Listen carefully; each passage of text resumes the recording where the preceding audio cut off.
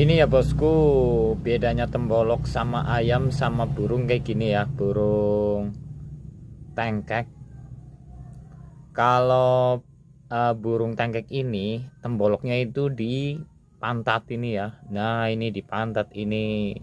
Sedangkan kalau ayam temboloknya itu di leher. Di sini angsa, bebek juga sama temboloknya di leher sini. Tapi kalau burung tengkek seperti ini untuk temboloknya itu di pantat ini ya, kayak gitu ya teman-teman.